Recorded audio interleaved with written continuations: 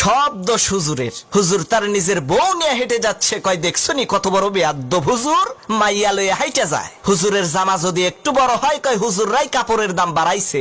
ছোট হইলে কয় টেডি হুজুর, পেট বড় হইলে কয় পরের বাড়ি খাইতে খাইতে পেটটারে জাহান্নামের তাগারি বানাইছে। চিকন চাকন শুকনা হইলে কয় মাদ্রাসায় পড়ে লাভ কি, এরা তো খাইতেও পারে না। দাওয়াত খাইতে যাইয়া একটু বেশি খাইলে কয় হুজুররা পরের খাওয়ান পাইলে এইরকম একটু বেশি খায়। কম খাইলে কয় হুজুর আজকে আর কয় জায়গা দাওয়াত আছে। হুজুর একটু দামি পোশাক পরলে কয় অহংকারী, কম দামি পোশাক পরলে কয় ফকিন্নি। হুজুর একটু ইংরেজি বললে কয় ভাব মারায়, আর ইংরেজি না বললে কয় খ্যাত। অনেকে আবার কয় এই দেশটারে হুজুররাই শেষ করছে। অমুসলমান, কুত্তা মরে, ছাগল মরে, বিড়াল মরে, জানাজা হয় না। এই বাংলার জমিনে যদি ওলামা একরাম না থাকতো, তোমার মরণটাও কুত্তার মতো জানাজা ছাড়া হইতো। আরে তোমার বাপ মায়ের বিয়েটা যদি হুজুর না পড়াইতো, তাহলে তো তুমি হারামজাদা হইতা, নাজায়েজ জারজ সন্তান হইতা।